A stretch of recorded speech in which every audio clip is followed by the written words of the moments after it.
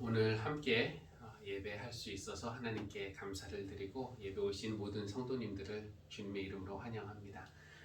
지난 주간에 어린이날도 있었고 어버이날도 있었는데 가족이 있으신 분들 어떻게 가족이랑 좋은 시간 보내셨는지 궁금합니다. 저희도 이제 부모님을 만나서 대화 중에 예전에 아파트 사실 때 그 실외기 위에 새들이 둥지를 튼 그런 이야기를 이렇게 어떻게 나누다가 문득 예전에 보았던 시가 하나 생각이 나서 검색을 해서 좀 찾아봤는데요. 도종환 시인이 쓴 새의 사랑이라고 여러분 혹시 들어보셨는지 모르겠는데 그 시인은 새가 그 나뭇가지 위에 둥지를 친 그 둥지에 앉아서 비를 쫄딱 맞고 있는 그런 모습을 보게 됩니다. 그러니까 새끼들이 비에 젖을까 날개 아래 품으면서 온 비를 자기가 다 이렇게 맞는 새를 보면서 야, 저 새들도 새끼를 저렇게 키우는구나 하면서 그 어미새의 사랑을 느끼는데 그러면서 좀 숙연해지죠. 그런데 거기서 어미새의 사랑이 끝나는 게 아니라고 말을 합니다. 이제 나는 법을 가르칠 때가 오자 어미새는 조금 냉정하게 옆에 한 발씩 떨어진 그 나무에 벌레를 물고 앉아 있고요. 새끼들이 자기 입으로 날아올 때까지 기다립니다. 근데 새끼들은 둥지에서 그냥 부리를 벌리면서 그 벌레 먹이를 달라고 그렇게 해도 그냥 모른 척하고 딴 데만 쳐다봐요. 그러다가 가까스로 날개짓을 하면서 새끼 새들이 오면은 그 벌레를 그 새끼 입에다가 넣어주는 그런 모습을 보게 됩니다. 그래서 새 사랑이 저런 거구나. 근데 거기서도 끝나지 않아요. 이제 먹이를 스스로 구할 만큼 크게 커지자 새끼들을 더 큰 세상으로 날려보내야 할 때가 온 겁니다. 근데 새끼들이 어미 주위를 맴돌면서 날아가질 않아요. 근데 좀 냉정하다 싶을 정도로 정을 떼는 그런 어미새의 모습을 보면서 이렇게 시인이 말합니다. 마지막 부분만 인용하면은 사람이나 새나 새끼들을 곁에 두고 사랑하고픈 건 본능일 텐데 등을 밀어보내며 돌아서는 거였습니다. 눈물도 보이지 않고 아프다는 말 한마디 하지 않고. 어미새도 이런 식으로 자식 사랑을 하고 또 부모도 이런 식으로 품어줄 땐 품어주고 또 훈련시킬 땐 훈련시키고 떠나보낼 땐 떠나보내고 부모님도 우리 자식들을 이렇게 사랑하고 또 하나님도 그러시는 것 같다라는 생각을 해봅니다. 하나님도 우리를 전적으로 품어주셔야 할 때 보호해 주시고 막아주시고 다 베풀어 주시다가 어느 정도 크면은 또 훈련도 시키시고 그리고 때가 되면은 나는 법을 알려주시면서 더 큰 세상으로 우리를 내보내십니다. 그러면 이제 이 예배 시간은 꼭 둥지와 같다라는 생각을 하게 됩니다. 여러분이 이 예배 시간에 하나님의 품에 안겨서 전적인 하나님의 보호하심과 사랑을 경험하고 또 날아오르는 법을 배우고 또 예배 끝나고 가실 때는 성령의 바람을 타고 날아가는 그런 힘을 얻는 그런 예배가 되면 좋겠습니다. 우리 자리에서 일어나서 찬송가 187장 함께 찬양하겠습니다. 비둘기같이 오르간.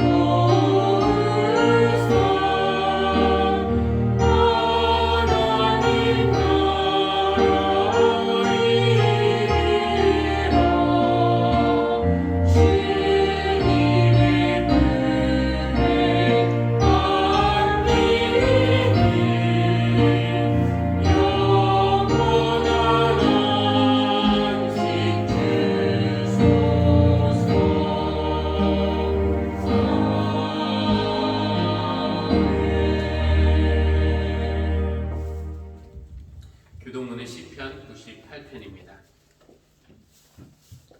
새 노래로 주님께 찬송하여라. 주님은 기적을 일으키는 분이시다. 그 오른손과 그 거룩하신 팔로 구원을 베푸셨다. 주님께서 베푸신 구원을 알려주시고 주님께서 의로우심을 문 나라가 보는 앞에서 드러내어 보이셨다. 이스라엘 가운데 베푸신 인자하심과 성실하심을 기억해 주셨기에 땅 끝에 있는 모든 사람까지도 우리 하나님의 구원하심을 볼 수 있었다. 온 땅아 소리 높여 즐거이 주님을 찬양하여라. 함성을 터뜨리며 즐거운 노래로 찬양하여라. 수금을 뜯으며 주님을 찬양하여라. 수금과 아우르는 악기들을 타면서 찬양하여라. 왕이신 주님 앞에서 나팔과 불나팔 소리로 환호하여라. 바다와 거기에 가득 찬 것들과 세계와 거기에 살고 있는 것들도 뇌성치듯 큰 소리로 환호하여라. 강들도 순벽을 치고 산들도 함께 큰 소리로 환호성을 올려라. 주님께서 오신다. 그가 땅을 심판하러 오시니 주님 앞에 환호성을 올려라. 그가 정의로 세상을 심판하시며 문 백성을 공정하게 다스리실 것이다. 아멘.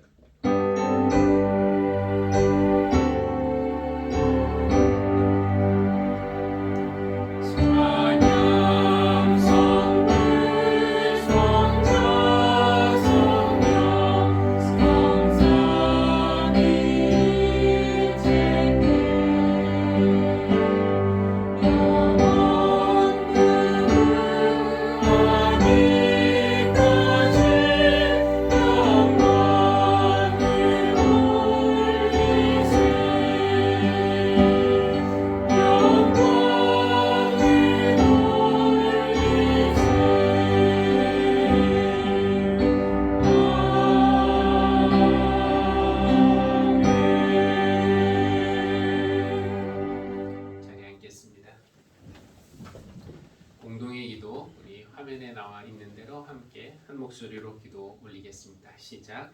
영과 진리로 예배하는 자를 찾으시는 하나님, 하나님을 예배하러 온 우리에게 그리스도의 빛을 비추시고 성령을 부으셔서 하나님의 마음에 도달하게 해 주십시오. 하나님은 살아계셔서 날마다 새로운 은혜를 베푸시는데 우리의 예배는 형식과 의무에서 벗어나지 못할 때가 있음을 회개합니다. 새 마음으로 새 노래를 불러 하나님을 찬양할 때 예배의 감격이 살아나게 해주시기를 기도합니다. 하나님은 아버지처럼 우리를 지탱하시고 받쳐주시며 어머니처럼 우리를 품으시고 위로해 주십니다. 어린아이처럼 전적으로 하나님을 신뢰하는 법을 가르쳐 주십시오. 그래서 이 땅에서 주님의 자녀로서 담대하고 자유롭게 살게 해 주십시오. 가정마다 하나님의 넉넉한 은혜를 부어주시고 우리 교회도 믿음 위에 굳게 선 하나님의 가족이 되게 해 주십시오. 예수님의 이름으로 기도합니다. 아멘. 김현희 권사님 나와서 사도행전 말씀 봉독하겠습니다. 사도행전 10장 34절에서 36절, 42절에서 48절 봉독하도록 하겠습니다. 베드로가 입을 열어 말하였다. 나는 참으로 하나님께서는 사람을 외모로 가리지 아니하시는 분이시고 하나님을 두려워하며 의를 행하는 사람은 그가 어느 민족에 속하여 있든지 다 받아주신다는 것을 깨달았습니다.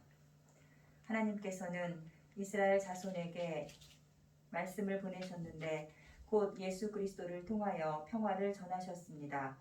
예수 그리스도는 만민의 주님이십니다. 이 예수께서 우리에게 명하시기를 하나님께서 자기를 살아있는 사람들과 죽은 사람들의 심판자로 정하신 것을 사람들에게 선포하고 증언하라고 하셨습니다. 이 예수를 두고 모든 예언자가 증언하기를 그를 믿는 사람은 누구든지 그의 이름으로 죄 사함을 받는다고 하였습니다. 베드로가 이런 말을 하고 있을 때에 그 말을 듣는 모든 사람에게 성령이 내리셨다. 할례를 받는 사람들 가운데서 믿게 된 사람으로서 베드로와 함께 온 사람들은 이방 사람들에게도 성령을 선물로 부어주신 사실에 놀랐다. 그들은 이방 사람들이 방언으로 말하는 것과 하나님을 높이 찬양하는 것을 들었기 때문이다. 그때에 베드로가 말하였다. 이 사람들도 우리와 마찬가지로 성령을 받았으니 이들에게 물로 세례를 주는 일을 누가 막을 수 있겠습니까? 그런 다음에 그는 그들에게 명해서 예수 그리스도의 이름으로 세례를 받게 하였다. 그들은 베드로에게 며칠 더 머물기를 청하였다. 이는 우리에게 주신 하나님의 말씀입니다. 하나님 감사합니다. 창조주 하나님, 우리 생명의 근원이 되시며 우리에게 흔들리지 않는 반석이 되시는 하나님을 찬양합니다. 우리를 하나님의 형상으로 창조하시고 죄에서 구원하여 주신 것도 감사하고, 부족하고 연약한 우리이지만 하나님의 자녀로 삼아 주심도, 또 하나님의 일에 동참하도록 예수 그리스도의 제자로 불러 주심도, 그리고 성령의 능력으로 채워 주심도 감사합니다. 자비하신 하나님, 이 시간 교우들을 위해 간구하기 전에 먼저 우리의 죄를 하나님 앞에 자백하니 우리를 긍휼히 여겨주시고 용서하여 주십시오.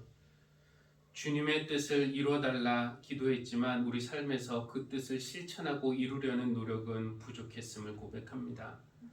말씀을 읽고 듣고 아멘한 적도 있지만 무리한 요구처럼 들리는 말씀에는 순종하지 않았습니다. 이웃의 아픔에 대해서 귀로는 들었지만 마음으로 함께 아파하지 못했습니다. 우리가 하나님의 형상대로 창조되었다고 말은 했지만 하나님이 창조하시면서 의도하신 그 모습에 한참 미치지 못함을 고백합니다. 우리의 이런 모습을 긍휼히 여기시고 용서하여 주십시오. 하나님, 오늘 예배 시간에 하나님의 살아계심과 하나님의 사랑과 능력을 경험하기 원합니다. 성령님, 이 시간 우리에게 오셔서 우리 마음을 만지시고 감화시켜 주셔서 우리의 영이 하나님과 교통하는 그런 예배가 되게 하여 주십시오. 그런 살아있는 예배 능력이 있을 줄 믿습니다. 성도들의 어두웠던 마음이 환해지고, 원망했던 마음에 감사가 찾아오고, 아팠던 몸에서 통증이 사라지고, 병이 치유받고, 불안한 마음에 평안과 담대함이 찾아오게 해 주십시오. 우리 모든 성도들이 그런 은혜를 맛보게 하셔서 하나님이 지금도 예수 그리스도와 성령님을 통해서 하시는 일이 얼마나 위대하고 놀라운지 알게 하시고, 우리 모두가 늘 그 은혜 안에서 살아갈 수 있는 복을 얻게 하여 주십시오. 하나님, 우리가 드리는 이 예배가 하나님께 기쁨의 향기가 되기를 원합니다. 여기 모인 우리 모두에게 성령 충만함을 허락하여 주셔서 참 기쁨과 감사로 예배하게 하여 주십시오. 예수님의 이름으로 기도합니다. 아멘. 지난 주일 우리는 성령님이 인도하셔서 빌립과 에티오피아 내시가 만나는 그런 이야기를 들었습니다. 빌립과 에티오피아 내시, 전혀 다른 삶을 살았던 그들의 인생길이 교차해서 광야의 어느 한 지점에서 만날 수 있었던 이유는 성령님이 그들의 만남을 주선하고 인도하셨기 때문에 그렇습니다. 그들의 만남과 헤어짐 사이에 빌립은 복음을 전했고 내시는 복음을 들었어요. 그 과정에서 성령님이 역사하시니까 내시가 복음을 그냥 들은 것만이 아니라 믿고 또 그 자리에서 세례까지 받게 되었습니다. 이것은 단지 한 명이 더 구원을 받았고 하나님의 가족이 한 명이 더 늘었다, 여기에 의의가 있는 것이 아니라 예수 그리스도의 복음이 유대인이라는 경계를 넘어서 이방인들에게까지 전해졌다라는 데에 그 의미가 있다고 할 수 있습니다. 성경에 명시적으로 나와 있지는 않지만 빌립이 전한 이 복음은 그 내시가 탔던 마차를 타고 그의 나라 에티오피아까지 전해졌을 것이고, 그럼 빌립은 직접적으로는 한 명에게만 복음을 전했지만 간접적으로는 수많은 이방인들에게 복음을 전한 셈이 된 것입니다. 이 모든 일은 빌립 혼자 한 게 아니죠. 성령님이 하신 일입니다. 오늘 본문에서 성령님은 또 다른 특별한 만남을 준비하셨어요. 그것은 로마 군대의 백부장인 고넬료와 예수님의 제자인 베드로의 만남이었습니다. 사실 이 두 사람도 성령님이 개입하지 않으셨다면 서로 만날 일이 없는 그런 사람들입니다. 고넬료는 로마의 그 백부장, 로마의 백부장, 그러니까 유대 땅을 식민지로 다스리고 있던 침략국의 엘리트 군인이었어요. 근데 사도행전은 그를 소개하면서 어떻게 소개했냐면은 고넬료는 경건한 사람으로 온 가족과 더불어 하나님을 경외하고 유대 사람에게 자선을 많이 베풀며 늘 하나님께 기도하는 사람이라고 그렇게 소개하고 있습니다. 아마 당시에 로마에 성행했던 수많은 그런 이방 종교의 환멸을 느끼면서 유대인의 하나님에 대해서 듣고 그 하나님에 대해서 신앙적으로 어떤 매력을 느꼈던 것 같습니다. 그래서 비록 침략국의 장교였지만 식민지 백성을 강압적으로 다스리기보다는 그들의 가련한 처지를 헤아리고 또 그들에게 좋은 일을 많이 했어요. 그런 면에서 유대인들은 고넬료라는 사람이 고맙게 여겨지기도 했겠지만 그렇다고 그들에게도 이 종교 감정, 그 뿌리 깊은 종교 감정이 있는데 고넬료가 이 유대인들에게 늘 환영받는 그런 사람은 아니었을 것입니다. 비록 유대인의 하나님을 존경하고 유대인들에게 자비를 베풀었지만 점령군의 장교라는 사실도 그렇고 그냥 이방인이라는 것 자체가 유대 공동체로부터는 환영받지 못하는 그런 이유가 되었어요. 왜냐하면 유대인들에게는 우리만 하는 그런 생각이, 선민의식이 뿌리 깊게 박혀 있었기 때문에 그렇습니다. 우리만 하나님의 선택을 받은 사람들이고 우리만 하나님의 사랑을 받고 있고 우리만 하나님에게로 돌아간다는 그런 생각입니다. 그러니까 고넬료는 유대인의 하나님을 사랑하고 경외하는 그것도 유대인에게 잘하는 그런 사람이었지만 아마 유대 공동체로부터는 적극적인 환영을 받지 못하는 그런 사람이었을 것이고요. 반면에 베드로는 어떻습니까? 베드로도 이방인에 대해서 그렇게 열려있는 사람은 아니었어요. 이 바울의 선교는 이방인에게 복음을 전하는 데 초점을 두었다면 베드로의 선교는 유대인들에게 복음을 전하는 그런 선교였습니다. 고넬료는 이방인, 베드로는 유대인. 고넬료는 침략국의 장교, 베드로는 식민지의 백성. 게다가 지금 지리적, 장소적으로도 이 고넬료는 가이사랴라는 곳에 있었고요. 베드로는 거기서 약 50km 떨어진 욥바라는 곳에 있었습니다. 그러니까 서로 아는 사람도 아니고 그 당시에 이 두 사람이 만날 이유가 없죠. 그리고 우연히 만날 확률도 희박했습니다. 그런데 성령님이 그 만남을 인도해 주시니까 두 사람이 만나게 된 겁니다. 그 만남을 성령님이 어떻게 준비하셨는가? 먼저 하나님의 천사가 고넬료에게 찾아옵니다. 그래서 천사는 고넬료에게 그의 그 자선과 기도가 하나님에게 상달되었다라고 말하면서 욥바에 지금 베드로라는 사람이 있으니까 사람을 보내서 그를 불러오고 그의 말을 들어라 이런 지시를 합니다. 고넬료가 자기 부하와 하인들을 보냈지만 글쎄 베드로가 전혀 모르는 사람이 와서 이렇게 청하면은 순수하게 따라갈까요? 우리가 일제강점기라고 한번 가정하고 일본인 장교가 사람을 보내서 여러분 오라고 하면은 일단 그 속을 모르니 가기가 좀 두려울 것이고 또 괜히 갔다가 우호적이라고 하더라도 괜히 갔다가 친일파로 찍히는 게 아닐까 조심스러워서 우리가 가지 않을 겁니다. 어쩌면 베드로도 그런 마음이 있었을 거예요. 그래서 이런 저항감이 있으니까 성령님이 베드로의 마음도 준비를 시키시는데 어떻게 준비시키는가?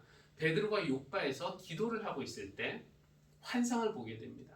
성령님이 이제 환상을 보여주시는 거죠. 하늘이 열리고 하늘에서 보자기 같은 것이 내려오는데 그 보자기 안에는 네 발 달린 짐승들, 기어다니는 것들, 그리고 하늘의 새들 이런 것들이 들어있었어요. 근데 그런 것들은 무엇이냐면은 유대인들이 부정하게 여겨서 음식으로 사용하지 않는 것들이었습니다. 그런데 베드로에게 음성이 들려요. 일어나서 잡아먹어라. 베드로가 당황하죠. 나는 한 번도 이런 음식을 먹어본 적이 없는데 이걸 어떻게 먹습니까? 못 먹습니다. 이렇게 거절하자 두 번째로 음성이 들리는데 하나님께서 깨끗하게 하신 것을 속되다고 하지 말아라. 이런 일이 한 번만 있던 것이 아니라 2번, 3번이나 있었습니다. 그런데 3번이나 반복되었지만 그때까지만 해도 베드로는 이 환상의 의미가 무엇일까 완전히 깨닫지는 못했어요. 그 레위기에 있는 음식 규정들, 뭐는 먹어도 되고 먹지 않아야 된다, 이런 것들이 이제 더 이상 유효하지 않다는 것인가? 그러면 이제 우리는 돼지고기, 뭐 삼겹살 이런 거 먹어도 되는 것인가? 그런데 딱 그 시간에 고넬료가 보낸 사람들이 베드로가 머물고 있는 집 앞에 도착을 했습니다. 그리고 베드로는 이방인들이 자기를 찾고 있고 말씀 듣기를 원한다라는 사실을 알게 돼요. 그 순간에 베드로에게 깨우침, 성령님이 베드로를 깨우쳐 주셨습니다. 그가 방금 본 그 환상이 동물에 대한 것도 아니고 음식에 대한 것도 아니고 바로 사람에 대한 것임을 베드로가 알게 되었어요. 내가 부정하고 속되다고 생각해서 피했던, 사귐을 피했던 그 이방인들도 하나님이 깨끗하게 하셨구나. 하나님이 이것을 먹으라 라고 하는 것은 이방인들과의 사귐을 피하지 말아라 라는 그런 말이구나. 그들도 우리와 똑같은 하나님의 사랑을 받고 있구나 라는 것을 깨닫게 된 것입니다. 성령님이 환상으로 베드로를 깨우쳐 주지 않으셨다면 베드로는 고넬료의 집에 가지 않았을 겁니다. 그런데 성령님이 인도하시니까, 이렇게 준비해 주시니까 그 만남이 이루어진 것이죠. 고넬료의 집에 도착해 보니까 베드로는 자기를 환상을 통해서 인도하신 그 성령님이 같은 시각에 고넬료도 그 환상을 고넬료도 성령님의 그 인도하심을 받아서 이 만남이 이루어졌구나라는 것을 깨닫고 감동을 받아요. 그래서 베드로는 이렇게 말합니다. 유대 사람이 이방 사람들과 사귀거나 가까이 하는 일이 불법이라는 것은 여러분도 잘 아시지요. 그런데 하나님께서 나에게 사람을 속되거나 부정하다고 여기지 말라고 말씀하셨습니다.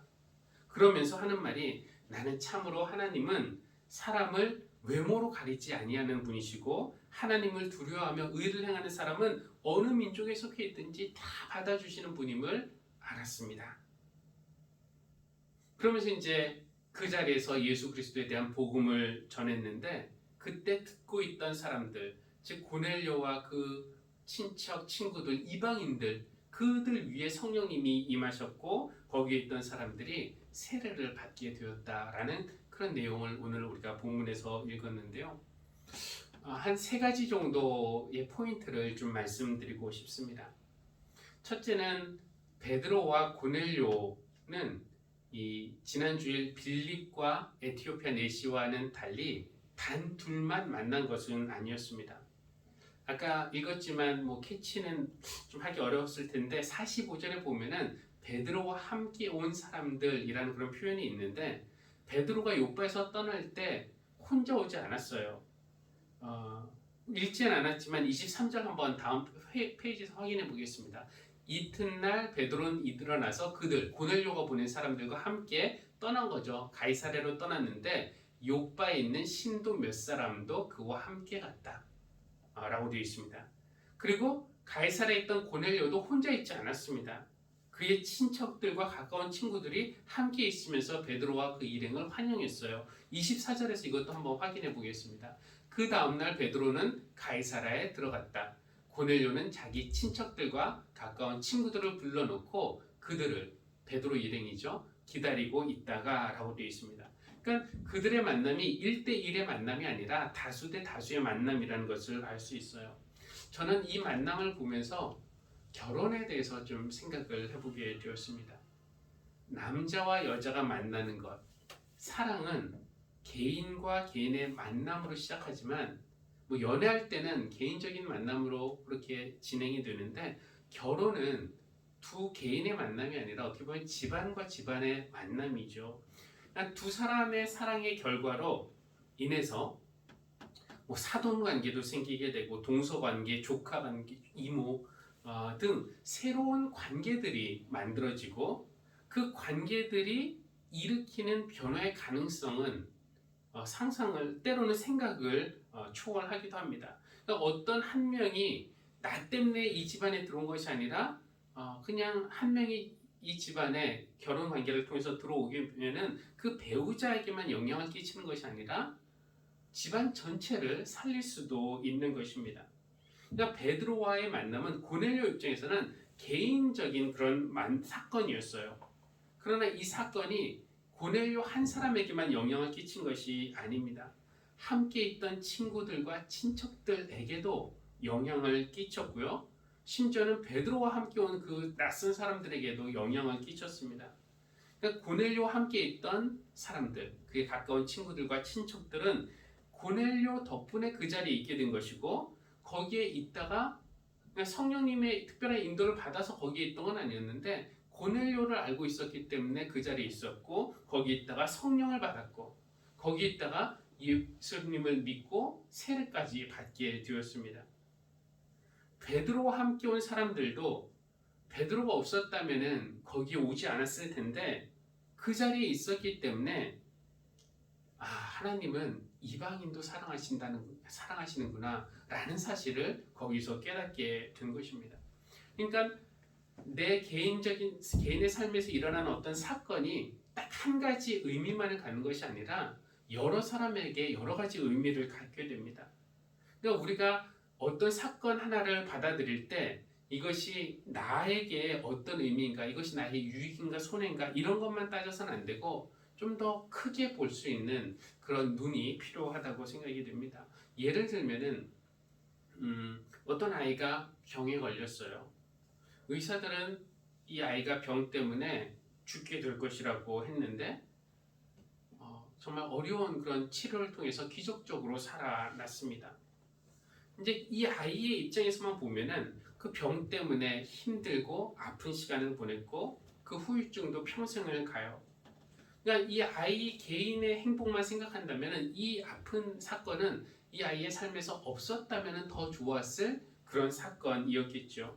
그러나 이 아이가 병에 걸리고 치유받는 그 과정에서 부모가 기도의 능력을 알게 되었고, 그 사건을 통해서 지켜보던 친척들과 친구들은 치유하시는 하나님의 기적을 간접적으로나마 경험하게 되고, 또 그 사건을 통해서 하나님을 의심하던 사람들이 하나님에 대해서 다시 한번 생각해보고 또 돌아오는 계기가 되었다면은 그 아이는 개인적으로는 불행하고 고통이었다라고 할 수 있는 사건이지만 그 사건으로 인해서 많은 사람들이 하나님의 은혜를 경험하고 하나님께 돌아올 수 있었다는 것을 안다면은 내 인생에 이 사건은 없었어야 됐어 라고 그 사건을 규정하지는 않을 것입니다.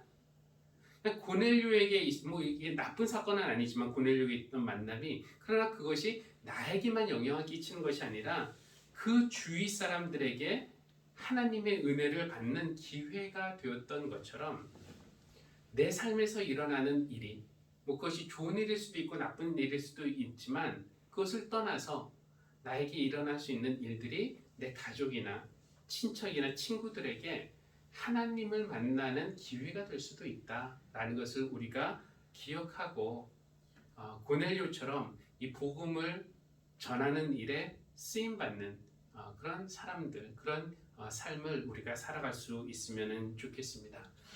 두 번째로 말씀드리고 싶은 것은 성령님이 고넬료에게 일으킨 변화인데요. 천사가 환상에서 지시하신 대로 베드로를 불러와서 말씀을 듣는데, 이제 베드로가 그 예수님의 말씀을 전해요.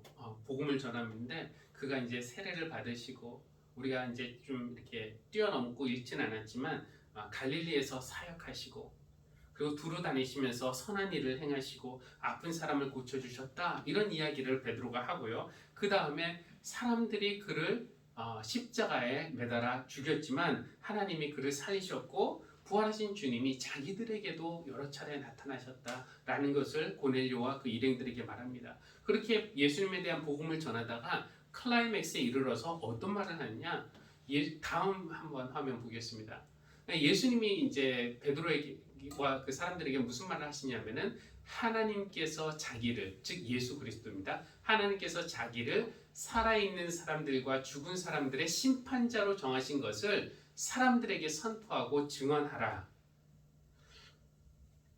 그러니까 이것을 지금 말하고 있는 겁니다. 예수님이 세상의 주님이시고 예수님이 아까 우리가 사도신경에서 고백하는 것처럼 산자와 죽은 자를 심판하시는 분이시다 라고 하는 선포되는 그 말씀을 고넬료가 어떻게 받아들였을까 한번 좀 상상을 해볼 필요가 있습니다.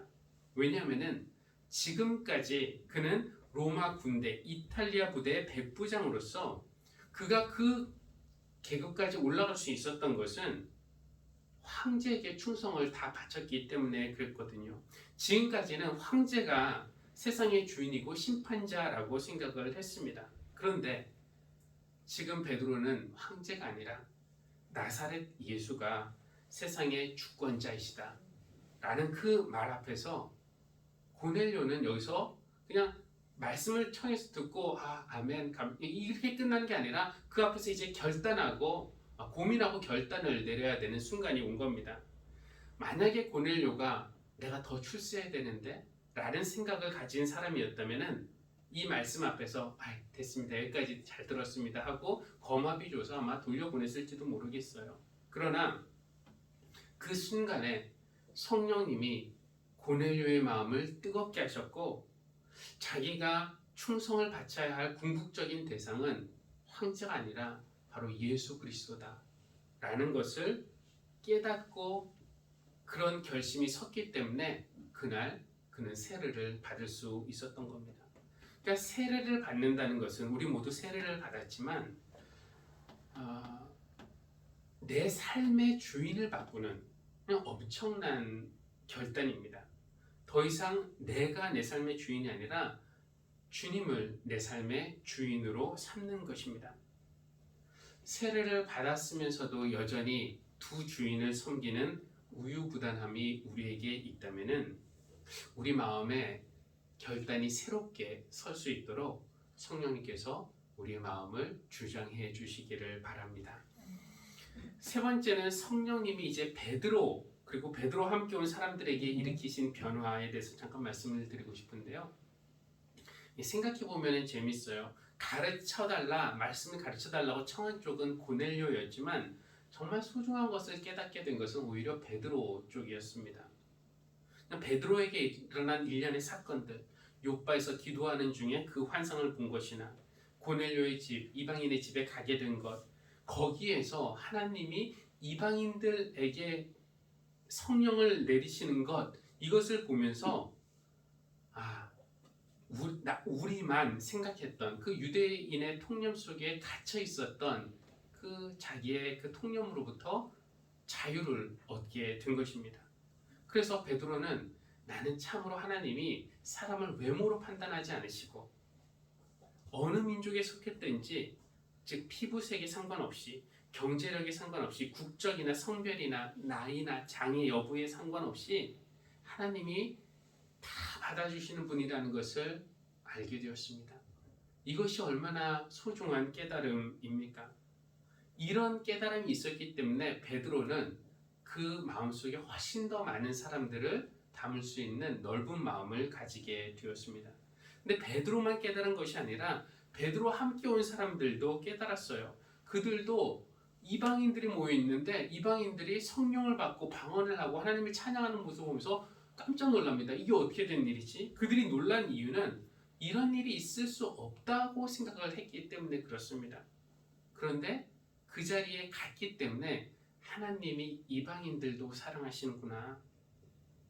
하나님이 이방인들을 사랑하신다라는 것을 이방인만 알아서는 안 되고 교회도 알아야 되는 겁니다. 근데 여전히 교회 안에는 하나님의 영이 교회 밖에서, 교회 안에서만 하나님의 영이 작용한다고, 아니면 교회 다니지 않는 사람들은 하나님이 사랑하신다라는 사실을 부정하거나 또 외면하는 그런 사람들도 있습니다. 몇 년 전에 이제 어떤 기사를 봤는데 제목은 경찰도 식당 주인도 외국인, 안산에는 111개의 나라가 있다라는 그런 제목이었습니다. 그러니까 안산 전체 주민이 71만 명이라고 하는데 12%에 달하는 8만 6천여 명이 외국인이라는 것입니다. 그 기사는 특별히 외국인에 대해서 적대적인 건 아니고 그냥 안산에 있는 다문화 거리가 어떤지, 또 안산에서 그 외국인에 대한 그런 행정 능력은 어떤지, 또 외국인 활동이 뭐가 있는지 뭐 이런 것을 다루고 있는데, 이제 문제는 늘 그렇듯이 댓글이죠. 댓글이 문제예요. 거기서 보니까 대부분이 부정적인 그런 댓글이었습니다. 청소가 필요하다. 근데 청소라는 게 그냥 청소라고 안 하고 가로였고 인종 청소가 필요한 지역이다. 외국인 도울 돈 있으면 자국민이나 놓아라. 거기는 불법 체류자 천지일 것이다. 모두 추방시키고 다시는 못 오게 하자. 이런 악의적인 댓글이 다수였습니다. 근데 미국과 루마니아, 제가 루마니아에서 이 기사를 읽은 것 같은데 거기에서 소수인종, 이방인으로 살아갔기 때문에 그런 시선이 얼마나 외국인을 비참하게 하는지를 잘 느낄 수 있습니다. 하나님은 사람을 외모로 판단하지 않으신다는 것, 이것은 뭐 잘생기고 못생긴 그 외모, 키 이런 외모를 말하는 것이 아니라 뭐 피부색, 나이, 국적, 성별 이런 외모로 판단하지 않으시고 누구나 하나님을 사랑하고 경외하는 사람들 다 받아주신다라는 것을 안다면은, 그러면은 우리나라에 있는 외국인들을 이런 태도로 대할 수는 없을 것입니다. 그래서 오늘 우리에게도 성령님이 필요합니다. 성령님이 오셔서 우리를 변화시켜 주셔야 할 것입니다. 성령님, 우리에게 임하여 주십시오. 고넬료 덕분에 친구들과 친척들이 은혜 받았듯이 나의 삶을 통해서 다른 사람들이 하나님을 만나고 은혜 받을 수 있도록 하나님, 성령님 저에게 임해 주십시오. 고넬료처럼 세상에서 출세하려는 내가 주인이 되는 것이 아니라 주님만을 내 삶의 주인으로 삼을 수 있도록 성령님 내게 임하여 주십시오. 베드로처럼 하나님은 외모로 사람을 판단하시는 것이 아니라 모두를 다 받아주신다는 것을 깨닫고 나도 더 많은 사람을 내 안에 담을 수 있도록 성령님 우리에게 임하여 주십시오. 그렇게 성령께서 우리에게 임하셔서 변화시켜 주시기를 바랍니다. 찬송가 189장 함께 찬양하겠습니다. 진실하신 주 성령.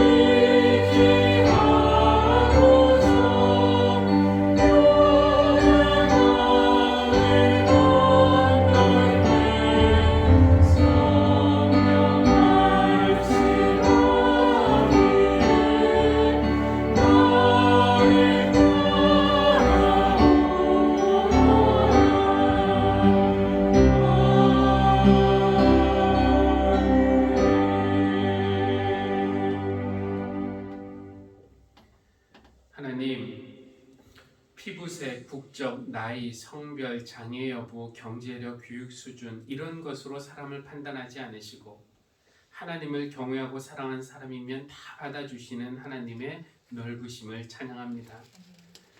그러나 여전히 사람을 외모로 판단하는 우리를 긍휼히 여기시고 우리의 마음의 눈을 고쳐 주십시오.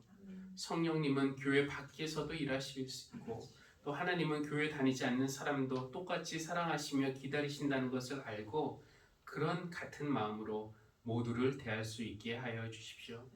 성령님, 우리에게도 임하여 주시기를 간구합니다. 우리를 통해서 다른 사람들이 하나님 만날 수 있도록 또 더 이상 내가 주인이 아니라 예수님을 내 삶의 주인 삼을 수 있도록 또 우리 마음에 더 많은 사람들을 담을 수 있는 넓은 마음 가질 수 있도록 성령님 우리에게 임하여 주시고 그 성령님이 나를 따라오너라 말씀하실 때에 따라갈 수 있는 용기와 담대함도 허락하여 주시기를 기도합니다. 이런 헌신과 감사의 마음으로 이 예물을 올려드립니다. 모든 것은 하나님에게서 온 선물임을 기억하며 드리는 11조와 주일헌금, 또 범사에 감사한 마음으로 드리는 감사헌금, 땅끝까지 증인되라는 명령에 순종하여 드리는 선교헌금, 주님께서 기쁘게 받아주시고 드린 모든 손길 위에 큰 은혜 부어주시기를 간구합니다.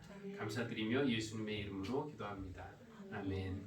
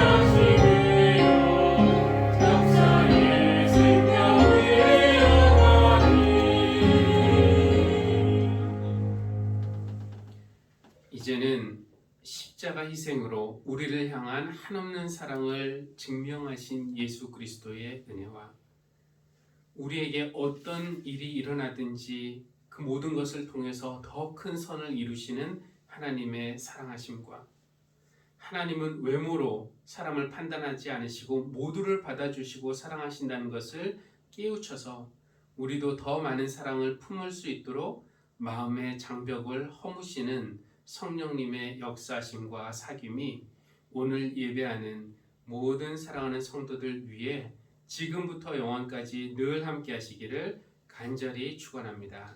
아멘.